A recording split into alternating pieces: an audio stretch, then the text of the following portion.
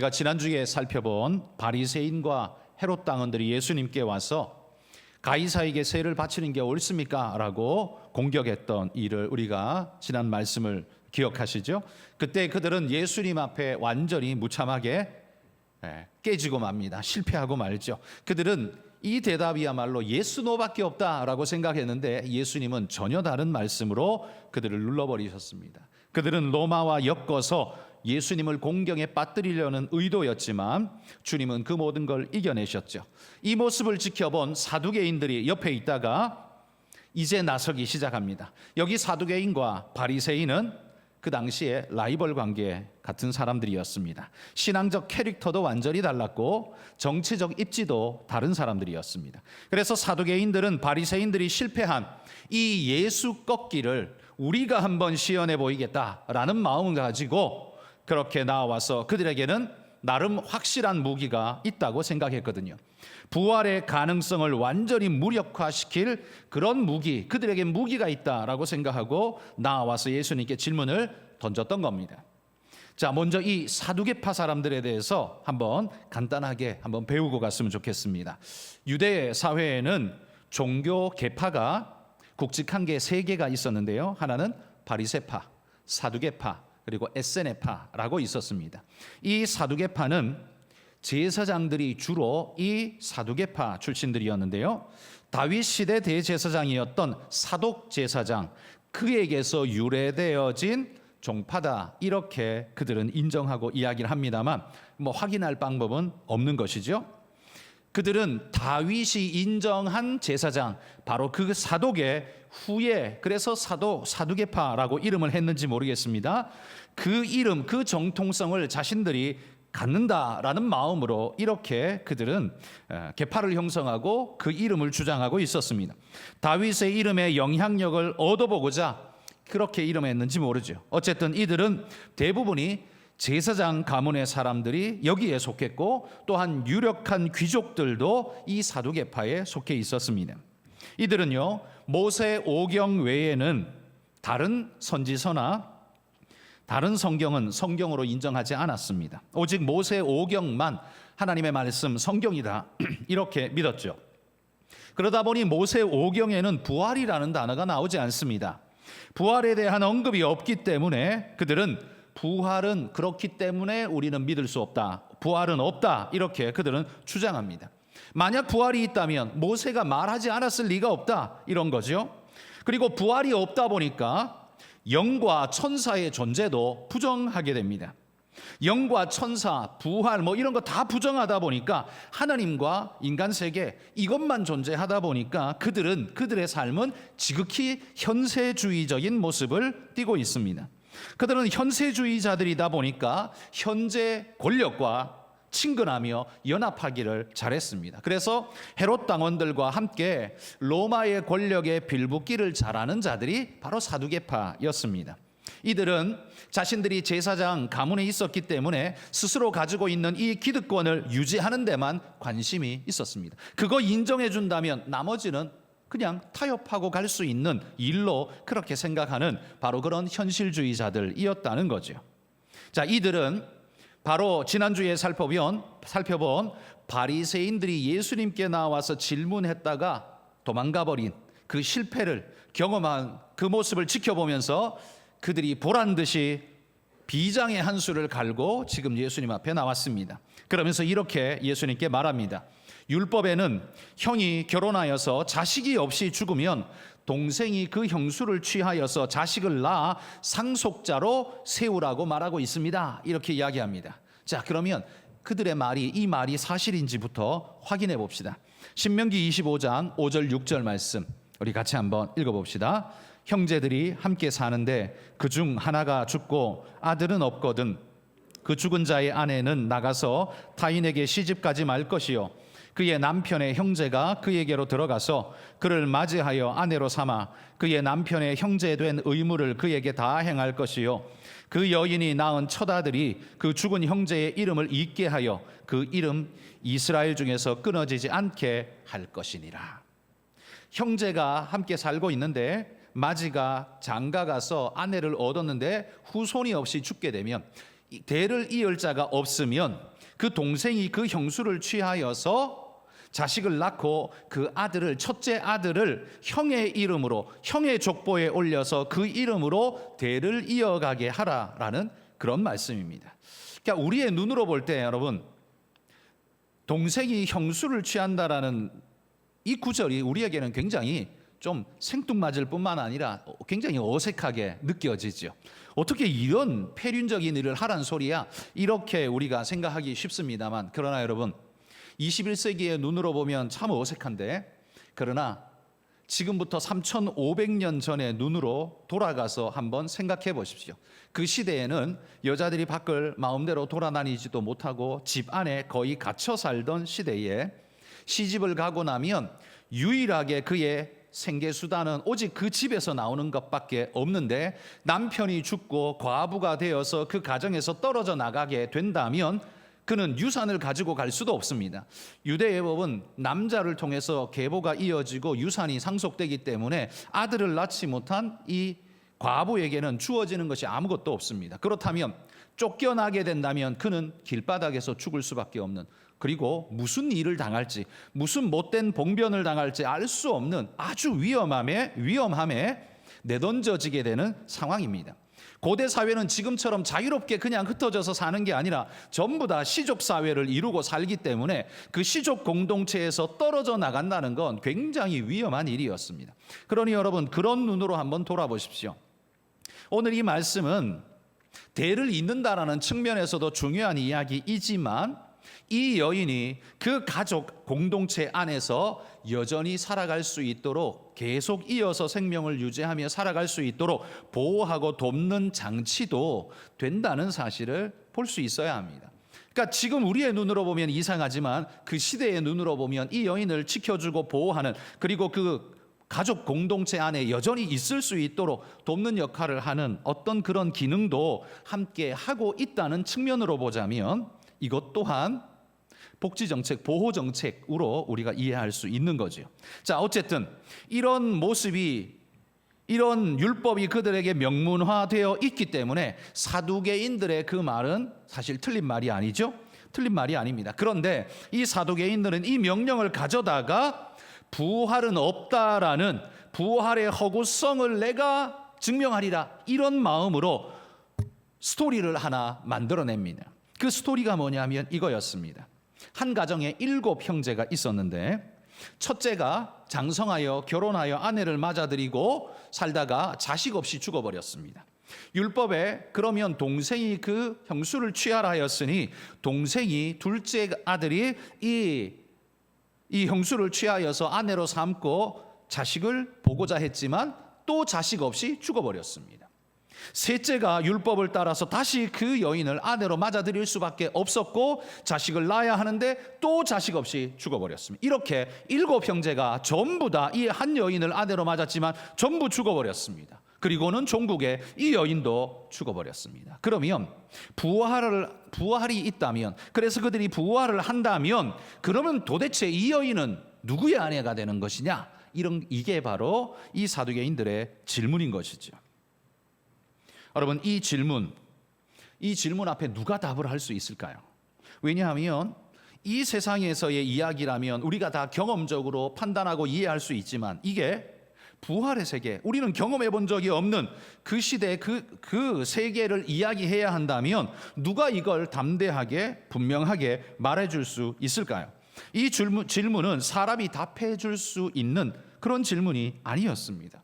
가서 직접 보지 않는 한 알 수 없는 그런 이야기였다는 거죠. 그러다 보니까 사두개인들이 이렇게 이야기하면 바리새인들은 당황하면서 뭘 답해야 할지 알지 못해서 우물쭈물하다가 그냥 입을 막고 돌아가 버리는 일이 일쑤였습니다.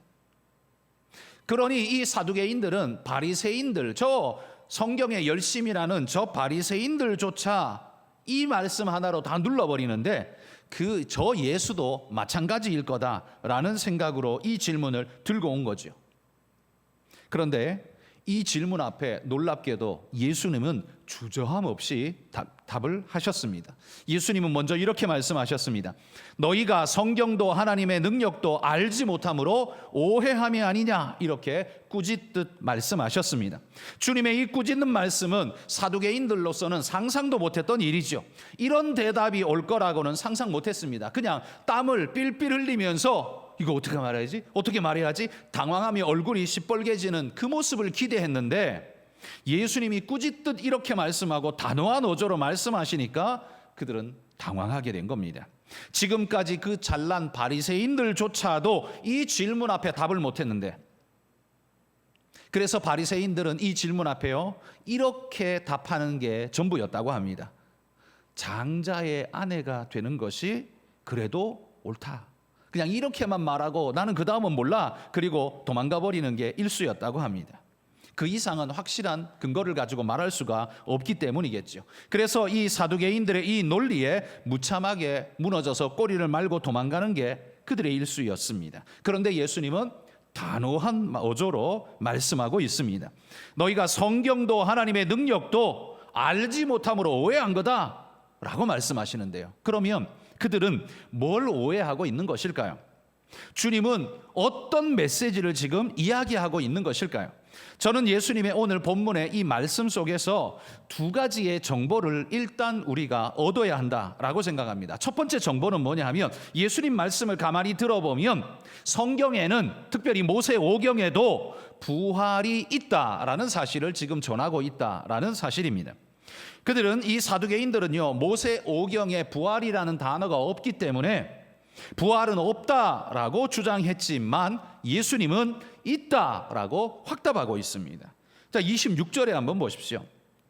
26절에 보시면 모세에게 나타나셨던 하나님의 말씀을 근거로 하고 있는데요, 하나님은 모세에게 나타나셔서 자신을 소개할 때 이렇게 소개했습니다. 나는 아브라함의 하나님이요 이삭의 하나님이요 야곱의 하나님이로라, 이렇게 소개합니다.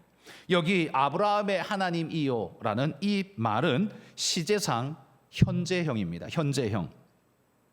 사실 아브라함은 모세로부터 과거의 사람이기 때문에 과거형으로 나는 아브라함의 하나님이었다. 그런데 걔가 죽어버렸네. 그러니 이제 나는 너의 하나님이 될게, 이렇게 말해야 맞을 것 같은데 하나님은 그 모세에게 오셔서 하시는 말씀이 나는 아브라함의 하나님이다, 이삭의 하나님이다 라고 현재형을 쓰고 있다는 겁니다. 여러분, 아브라함과 이삭과 야곱은요, 모세로 치자면 모세로부터 600년 전의 사람입니다. 여러분, 지금부터 600년 전이면 누굽니까? 태조 이성계입니다. 태조 이성계. 그러니까 태조 이성계 이야기하려면 반드시 우리는 과거형으로 말할 수밖에 없죠. 그런데 하나님은 모세에게 오셔서 그들을 이야기하면서 현재형으로 지금 말하고 있습니다.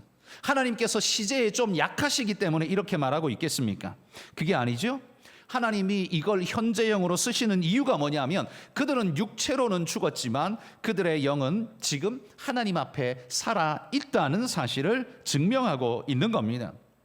그들은 하나님 앞에 여전히 살아있는 존재이기 때문에 하나님은 그들의 하나님이라고 말할 때 과거형을 쓰지 않고 지금 현재형을 쓰고 있다는 거죠. 여러분, 이 말이 좀 억지같이 들리실지 모르지만 우리 주님의 이어지는 27절의 말씀을 한번 보십시오. 거기 주님이 이렇게 말합니다. 하나님은 죽은 자의 하나님이 아니요 산 자의 하나님이시라, 이렇게 못 받고 있습니다. 그러니까 그들은 하나님 앞에 살아있다는 말인 거죠. 그들은 육신으로는 죽었지만 이 하나님의 부활의 영광에 동참하고 있는 존재라는 사실을 말하고 있는 겁니다. 그래서 창세기 안에도, 이 모세오경 안에도 부활이라는 단어를 쓰고 있지 않지만 하나님이 친히 부활의 이야기를 하고 계시다라는 사실. 그러니 부활이 없다? No, 부활은 있다라고 예수님께서 지금 증명하고 계신다는 이야기예요. 그리고 또 두 번째, 예수님의 말씀에서 볼 수 있는 두 번째 정보는 뭐냐 하면 이렇게 말합니다. 부활 시에는 시집이나 장가가는 일이 없다, 이렇게 말하죠. 25절 우리 함께 읽어봅시다. 사람이 죽은 자 가운데서 살아날 때에는 장가도 아니 가고 시집도 아니 가고 하늘에 있는 천사들과 같으니라, 이렇게 말합니다. 여러분, 이 사두개인들이 예수님께 7 형제가 다 죽고 그 여인도 결국 죽고 부활하면 그러면 누구 아내가 되어서 살아야 됩니까? 이렇게 질문한 거잖아요. 그때 예수님 말합니다. 그때에는 누구 아내가 되어서 사는 게 아니라는 겁니다. 죽은 자가 다시 살아날 때에는 장가도 아니 가고 시집도 아니 가고 하늘에 있는 천사들과 같으니라 이렇게 말합니다. 그런데 이 사두개인들은요, 그들의 세계관 속에는 그 부활이 있다면 그 너머에도 지금과 똑같은 삶이 이어질 거라는 전제 속에서 이야기를 지금 하고 있는 거예요. 그래서 오해하였도다, 너희가 몰라서 오해하였도다 이렇게 말하는 거예요. 주님은 우리가 부활하고 난 다음에 삶이 여전히 이 땅에서의 삶처럼 결혼하고 자식 낳고 죽고 또 살다가 결혼하여 자식 낳고 또 죽고 이런 사이클을 똑같이 반복하느냐? 아니라는 거예요. 절대 그렇지 않다는 겁니다. 부활 후의 세계는 현재 세계의 연속이 아니라는 겁니다. 그 명확한 답이 예수님이 이렇게 말씀하잖아요. 천사들과 같으니라. 천사들이 누굽니까? 이 천사들은요, 하나님이 만드신 피조물로서 성장하거나 발육하거나 죽거나 결혼하거나 자식 낳거나 하지 않습니다. 그런 일이 없습니다. 천사는요, 늙지도 않고 죽지도 않고 결혼하지도 않습니다. 천사의 존재는 하나님이 창조하신 그 창조의 상태 그대로 있는 것이며 하나님이 소멸시키면 소멸되는 것일 뿐이지만 그는 늙거나 죽거나 이런 일이 없습니다. 그게 천사라는 말이에요. 부활 시에 우리도 그와 같아진다라고 지금 주님이 말씀하는 겁니다. 죽거나 늙거나 병들거나 그것. 여러분, 지금 우리 시대, 우리 삶 속의 특징은 생로병사가 기본이지 않습니까? 그러나 부활 후에는 생로병사가 없다는 말입니다.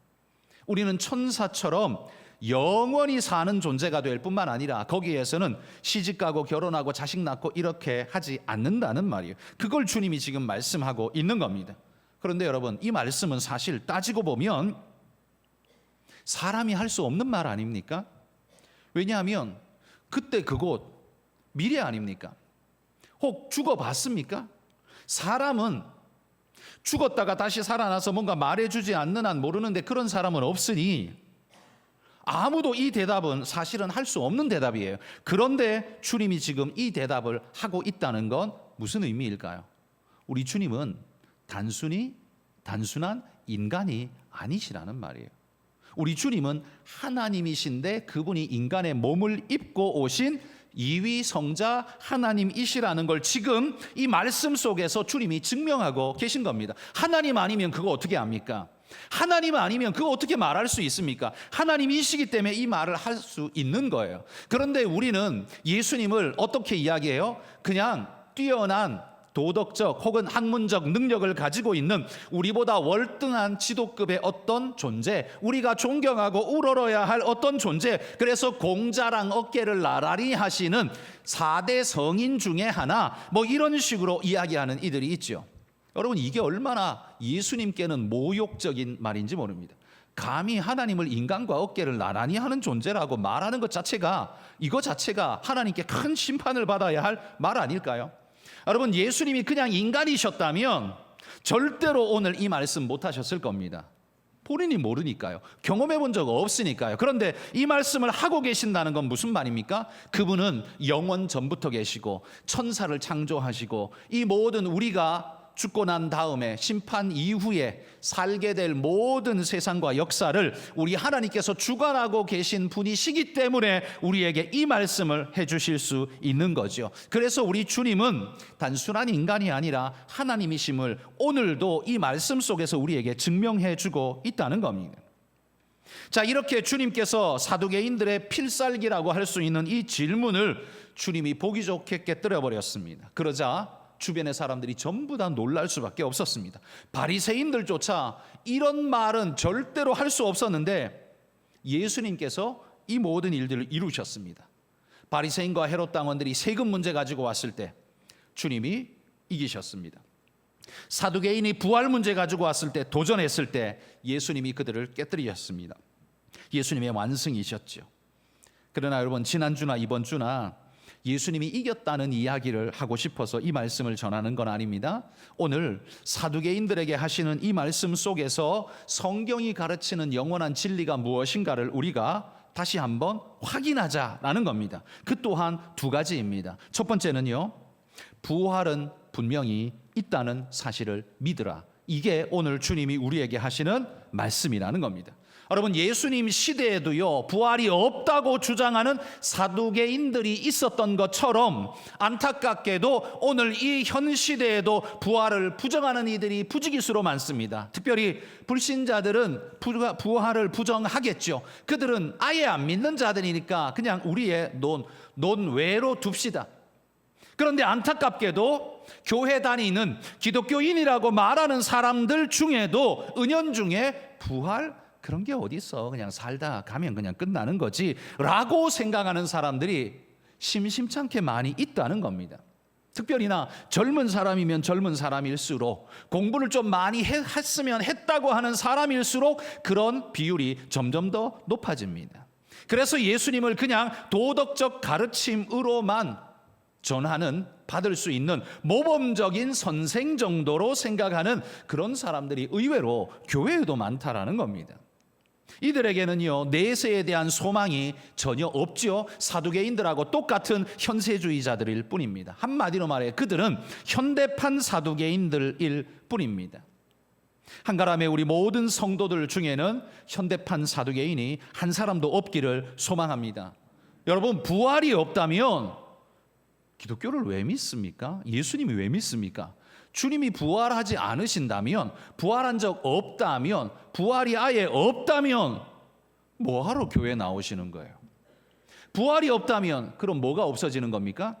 예수님이 우리를 생명으로 구원하신 그 사건 자체가 불가능해지기 때문에, 그러면 우리의 구원도 없어지는데요. 그럼 구원도 없는데 교회는 왜 나오는 겁니까? 그냥 도덕적 좋은 말씀 한마디 들으러 훈장님께 그냥 말씀 듣듯 그렇게 들으러 오시는 겁니까?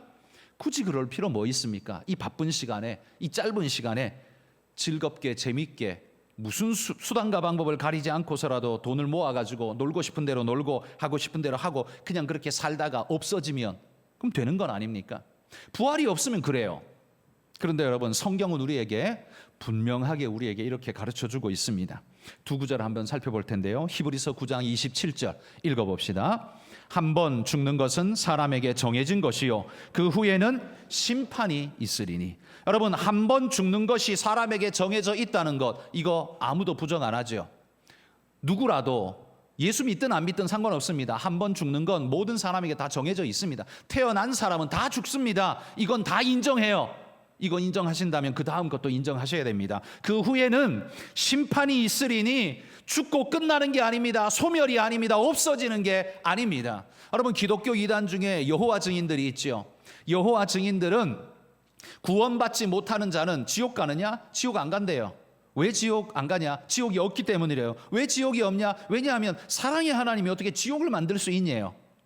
그 사랑의 하나님이시기 때문에 지옥을 못 만든대. 그래서 지옥이 없대요. 그러면 그 사람들 어떻게 되냐? 소멸돼요. 그냥 없어진대요. 설명하기는 되게 좋겠지요.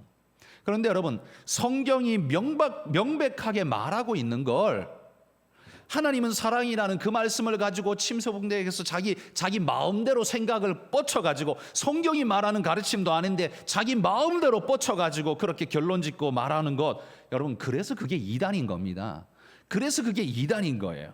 성경이 분명히 말하는 게 그 후에는 심판이 있으리니, 저는 여기다가 반드시라는 단어를 넣고 싶습니다. 그 후에는 반드시 심판이 있습니다. 여러분, 함부로 살다가 그냥 부활 그딴 거 없어, 천국 지옥 그런 게 뭐야 없어, 살 때까지는 뭐 없다고 쳐도 괜찮습니다. 그런데 그렇게 살다가 죽고 난 다음에 눈 딱 떴는데 여러분들이 하나님 앞에 끌려가서, 천사들의 손에 붙잡혀 끌려가서 하나님의 심판석 앞에 딱 세워져 있다면, 그 광경이 내가 눈을 뜨는 순간 그게 내 앞에 보인다면, 그때는 어떻게 하시겠습니까?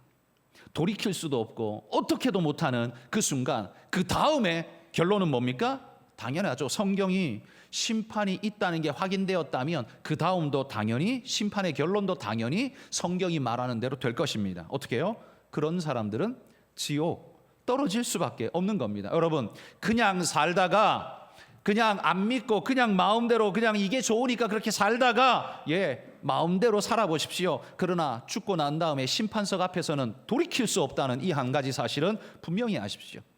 여러분이 사고 날지 안 날지도 모르는 보험을 열심히 들고 있는 거 한번 생각해 보십시오. 왜 듭니까?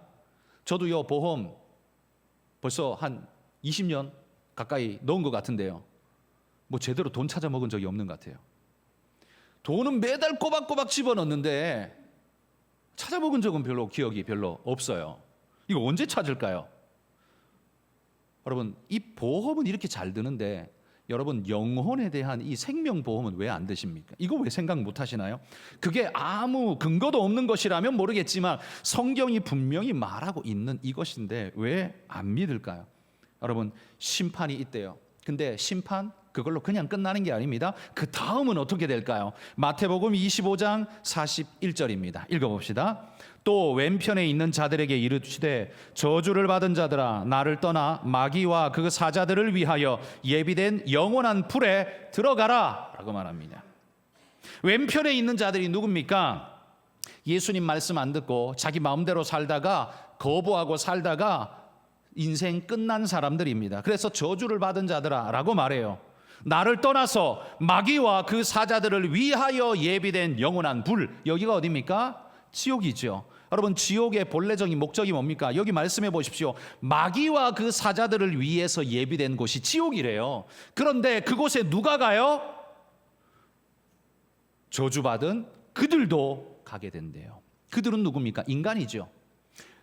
주님을 믿지 않고 자기 마음대로 살다가 고집 부리고 살다가 죄악을 마음대로 물 마시듯 그렇게 마시고 살다가 그냥 그렇게 죽은 자들, 그렇게 떨어진 자들은 어디로 가느냐? 마귀의 졸개가 되어서 그렇게 살았던 자들은 마귀가 가는 곳으로 갈 수밖에 없다고 말합니다. 지옥은 원래 사람을 위해 만든 곳이 아니라 마귀와 그 사자들, 그러니까 그 졸개들, 그 귀신들을 위해 예비된 불인데 그곳에 하나님을 믿지 않고 거부하고 마귀의 말에 속아 넘어가서 빠져버린 그 모든 자들도 함께 가게 될 것이라는 겁니다. 여러분, 이 설교가, 이런 설교가 적어도 우리나라 60년대 70년대에는 굉장히 많이 선포되어졌던 메시지였습니다. 그때는요, 이 메시지가 우리에게 그렇게 또 위로가 되었습니다. 왜냐하면 이게 두려운 말씀이기도 하지만 구원을 이야기하니까 그 당시에 우리나라의 경제 형편과 시대 상황을 보십시오. 얼마나 힘들고 어려운 시대였습니까? 삶이 답이 보이지 않고 살아남는 게 힘들고 입에 풀칠하는 게 어려웠던 시대에는요, 하늘의 소망이 정말 우리에게 절실했습니다. 절망 가운데, 힘들고 어려운 가운데, 고통당하고 힘들 때는요, 교회당에 와서 눈물로 하나님을 부르짖으면서 천국을 소망하는 것이 우리에게 그렇게 위로가 되었습니다. 그래서 그때는요, 이 천국 말씀이 그렇게도 교회에서 많이 쏟아졌어요. 그런데 지금은 어떻습니까? 지금은 사는 게 너무 부유해요. 먹을 게 그냥 천지예요. 그냥 테이블 위에 밥 먹고 간식 먹고 과일 먹고 음료수 먹고 몇 세트로 먹는지 몰라요. 그렇게 먹을 수 있는 부유한 시대를 살아갑니다. 그러다 보니까요, 지금 살고 있는 게 그냥 천국 같아요. 그러니까 더 이상 천국에 대한 기대가 희미해져 버린 겁니다. 사라져 버린 겁니다. 뭐 가든가 말든가 이런 수준이 돼 버린 거예요. 그러니까 천국을 기대하지 않다 보니까 상대적으로 또 뭐가 없어져요? 지옥도 없어지는 거예요. 지옥에 대한 인식도 없어지는 거예요. 사탄이 우리에게 그걸 펌프질하는 겁니다. 바쁘게 몰아서, 야, 지옥이 어딨어? 웃기는 소리 하지 마. 너 열심히 살다 그냥 가면 돼. 걱정하지 마. 이렇게 자꾸만 우리에게 말로 속이면서 사탄은 우리로 하여금 지옥을 생각지 않게 합니다. 지금 사는 게 넉넉하니까 천국도 별로 그렇게 부럽지 않아 보입니다. 그러니까 천국과 지옥에 대한 생각이 없으니까 신앙생활을 어떻게 해요? 현세적으로 사두개인같이 하게 됩니다. 그러면서 그냥 현실주의자가 되고 이 세상 끝이라고 생각하고 부활은 없다고 생각하게 되고 결국 그렇게 살아가는 존재가 됩니다. 여러분, 부활이 없다라고 주장하고 생각하는 그리스도인, 여러분, 하나님을 모욕하는 자들 아닐까요? 예수님의 십자가를 조롱하는 자들 아닐까요? 여러분이 그냥 부활이 없다라고 단순히 생각하는 게 여러분 자유라고 생각할지 모르지만 여러분을 살리기 위해 십자가 지신 우리 주님의 그 공로와 그 모든 것을 무위로 돌리며 쓸모없다 말하고 있는 건 주님을 모욕하는 일과 마찬가지입니다. 그 죄값은 어떻게 치르실 것입니까? 여러분, 세상 사람들이 생각하는 것처럼 죽으면 끝이지, 정말 끝이면 끝일 것 같으면 다행일 겁니다. 그런데 그 다음에 진짜 성경 말씀대로 심판이 있다면요. 그리고 그 심판이 여기 말씀한 것처럼 마귀와 그 사자들을 위해 예비한 영원한 진짜 꺼지지 않는 불이 우리를 영원히 불사른다면 혀 깨물고 지옥에서 그냥 나 죽어버릴 거야. 깨물어도 안 죽습니다. 고통만 당하지. 그게 지옥입니다. 죽을 수 있을 것 같으면 지옥이 아니죠. 죽을 수 없어서 죽을 것 같은 고통이 영원하기 때문에 그게 그래서 지옥인 겁니다. 여러분, 주님이 말씀하시는 이 말씀을 좀 겸손히 받으시면 안 될까요? 미래에 대해서 다 알아본 것도 아니면서 기껏해야 내 인생 70년, 80년 그거밖에 경험 못 해봤으면서 천국과 영원을 아는 것처럼 우리가 큰 소리 치면서 그렇게 살아가는 게 우습지 않을까요? 여러분, 우리 백과사전 한 권만큼 지식 가지고 있습니까? 백과사전 한 권만큼의 지식 가지고 계세요? 없잖아요, 우리. 근데 그 백과사전이요, 우리가 만든 USB 안에 요만한 이 손가락 반도 안 되는 요만한 USB에 그 백과사전을 수십 권을 집어넣을 만한 능력이 있습니다. 그런데 정작 우리는 뭐예요? 백과사전 하나만큼도 지식이 없습니다. 그럼 모자란 존재이죠. 그런데 그런 작은 우리가 영원을 이야기해 주시는, 구원을 이야기해 주시는 그 하나님의 말씀을 어떻게 그렇게 용감하게 무시할 수 있는지, 여러분, 주님 앞에 우리 겸손함으로 엎드릴 수 있기를 소망합니다. 여러분, 하나님은 인생이 살다가 소멸되어 없어질 그런 무가치한 물질로 우리를 만들지 않으셨습니다. 창세기에 보시면 하나님이 인간을 어떻게 지었습니까? 다른 건 그냥 있어라, 그냥 그렇게 다 있었어요. 있어라, 그거 하나로 그냥 다 있었습니다. 그런데 하나님은 인간을 지으실 때만큼은 당신의 손으로 직접 흙으로 빚어서 그 다음에 어떻게 했습니까? 당신의 생기를 불어넣어서 그래서 생명이 되게 했다. 살아있는 진짜 영적 존재가 되게 했다는 말이에요. 그래서 여러분, 우리는 죽어도 물질에서 온 육체는 사라져 가지만 하나님에게서 온 우리의 영혼은 없어지지 않습니다. 사라지지 않아요. 왜? 그거 하나님 거기 때문에 그렇습니다. 없어지지 않습니다. 그런데 그러면 그 다음에 어떻게 돼요? 영원히 존재하는데 그 영원이 어디에서 존재할까요? 그게 성경이 두 가지 말하는 겁니다. 하나는 하나님과 함께 영원한 천국에서 영원히 존재하든지, 아니면 저 지옥에서 마귀와 함께 심판받으며 고통받으며 불지옥에서 영원히 거하든지, 그 둘밖에 없는 거예요. 혀 깨물고 죽을 수 있는 게 아니에요. 그곳에서는 아무것도 어떻게 할 수 없는 곳이에요. 성경이 그게 있다라고 말씀하는데, 여러분, 도전하지 말고 주님 말씀을 믿고 순종하셔서 여러분이 영원의 천국을 보장받으실 수 있는 그런 믿음의 분들이 되시기를 축복합니다. 오늘 성경이 말하는 첫 번째가 그겁니다. 부활 반드시 있다. 그러니 믿어라. 주님이 지금 그렇게 말씀하는 거예요. 두 번째는 이겁니다. 부활 후에는 새로운 세계를 우리는 살게 될 것이다. 이렇게 말씀하는 겁니다. 여러분, 부활 후의 삶은 오늘 우리가 사는 이 삶의 연장선이 아닙니다. 생로병사가 진행되는 이 삶이 죽었다가 다시 살아나서 다시 한번 생로병사가 진행되는 게 아니라는 말입니다. 그래서 주님이 말하죠. 천사와 같이 표현하고 있습니다. 새로운 세계를 주님과 함께 죽을 수 없는 몸으로 영원히 살게 될 것입니다. 그때에는 어떨까요? 그때에는요, 우리의 모습이 죄성이 완전히 소멸된 모습으로 살게 될 겁니다. 여러분, 예수 그리스도를 믿고 이 땅을 살아가는 우리가 하나님의 거룩하심을 닮아 변화되어져 가는 것을 가르쳐 신학적 용어로 성화라고 말한다. 제가 말씀드렸죠. 그런데 그 성화는요, 죽을 때까지 내가 아무리 노력해도 완벽에 이를 수가 절대 없습니다. 그런데 언제 우리가 완벽해질 수 있냐면요, 내 능력으로 되는 게 아니라 그렇게 노력하던 우리가, 그렇게 살던 우리가 죽고 주님 안에서, 그리스도 안에서 눈을 딱 뜨면 완성된 거예요. 이건 누가 해줬을까요? 하나님이 해주시는 거예요. 그래서 이 완성의 성화의 완성을 이루는 그곳, 바로 그 순간, 이걸 가리켜서 우리는 영화라고 불러요. 이 땅에서는 성화, 하나님 앞에서는 영화. 근데 이 영화의 특징은요, 죄성이 단 1%도 존재하지 않는 상태예요. 성화에는요, 죄성이 존재하는 상태로서 성화를 이루어야 되니까 이게 굉장히 힘든 일이었어요.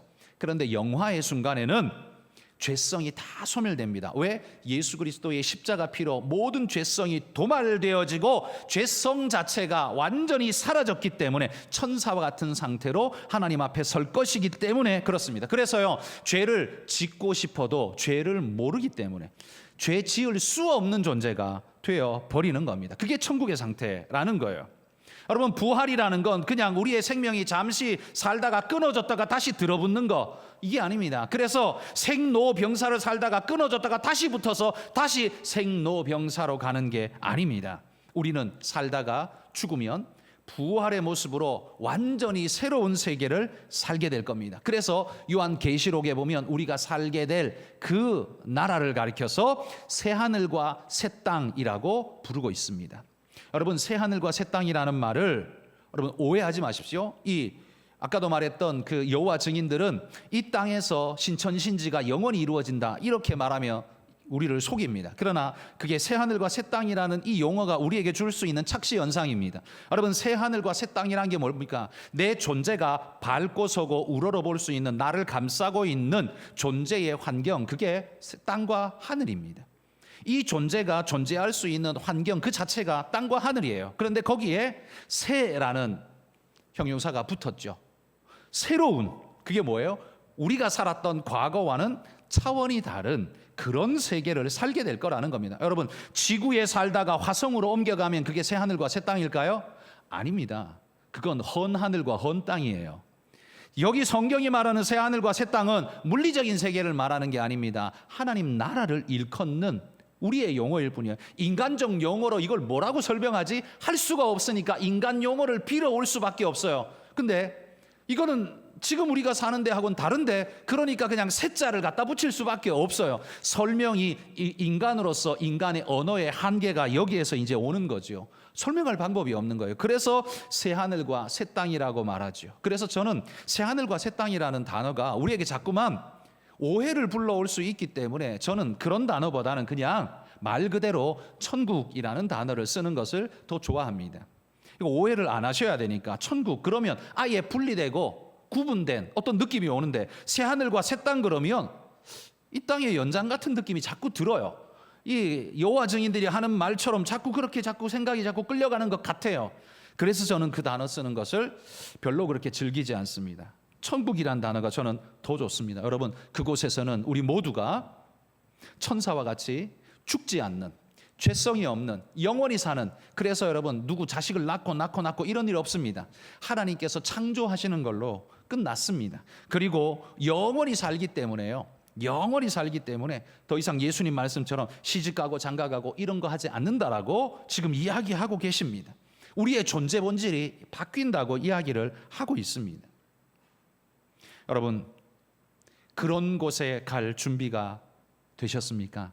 이 땅을 살아가시면서 여러분 그곳을 준비하며, 만들라는 말이 아니라 갈 준비를 하며 여러분 그렇게 믿음으로 살아가시기를 축복합니다. 여러분, 부활 후에도 의미 있는, 내가 천국 가서도 의미 있을 수 있는, 여러분 그것을 오늘도 의미 있게 여기시면서 최선을 다하십시오. 이 땅에서 돈 많이 버는 거, 높은 직위를 얻는 거, 뭐 잘 사는 거, 이거 좋은 일입니다만 이거는 이 땅에서 끝이에요. 여기 다 놓고 가야 될 겁니다. 천국에 못 가져갑니다. 이건 다 놓고 가야 돼요. 그런데 여러분의 사랑과 섬김과 예배는 가져갈 겁니다. 그러니 여러분, 그 영원에 가지고 갈 수 있는 그게 진짜 고귀한 가치 아닙니까? 여러분, 그거 열심히 아름답게 가꾸어서 주님 앞에까지 잘 가지고 가서 그 하나님 앞에서 그 나라에서도 예배하고 사랑하고 섬기는 은혜의 역사가 있을 수 있기를 소망합니다. 우리 마음을 무너뜨리는 절망과 아픔과 빈핍과 모자람의 일들이 우리 앞에 있지만 그것 때문에 절망하지 마십시오. 하나님이 우리에게 주신 천국의 소망, 부활의 소망, 우리는 바로 그 삶을 살고 있다는 걸 기억하면서 진짜 그리스도인이 되시기를 주의 이름으로 축복합니다.